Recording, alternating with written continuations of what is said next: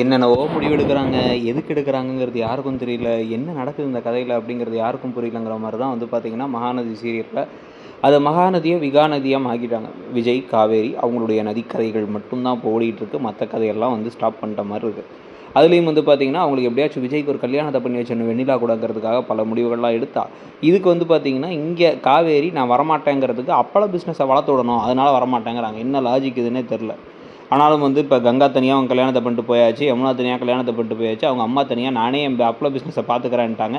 அப்படி இருந்தாலும் கூட இல்லை நான் எங்கள் அம்மாவை வளர்த்து பெருசாக்கினதுக்கப்புறம் தான் உண்மையை சொல்லுவேன் வயிற்றில் இருக்க குழந்தைய அப்படிங்கிறாங்க. காதலையும் கற்பத்தையும் யார்ட்டையும் மறைக்க முடியாது, அதுவே வெளில தெரிஞ்சிருவாங்க. ஈஸியான 2-3 மாதத்தில் வெளிலே தெரிய போகிற விஷயத்துக்கு இழுத்தடிச்சு அதுக்கு நல்ல ஒரு கல்யாண ட்ராக்கை கொண்டு வந்து அந்த சதி திட்டத்தை எப்படி முறியடிக்க போகிறாங்கன்னு கதையை கொண்டு போய் பார்க்குற நம்மளையும் சோதிக்கிறதோட ஏன் இந்த கதை எப்படி போகுது. இதில் வேறு லவ் சீன்ஸாக ஒரு 15 சீனை வச்சு கட்டி பிடிச்சி முத்தம் கொடுத்து நீ இல்லாமல் நான் இல்லை, நான் இல்லாமல் நீ இல்லை, பிறக்க போகிற புள்ள ஆம்பளையா பொம்பளையான்னு மட்டும் பேசிகிட்டே இருந்தாலே மக்கள் சாட்டிஸ்ஃபை ஆகிடுவாங்கன்னு நினைக்கிறதே மிகப்பெரிய தவறுன்னு தோணுது. இந்த கதை போகிற போக்கை பற்றி உங்கள் கருத்து என்னங்கிறத சொல்லுங்கள்.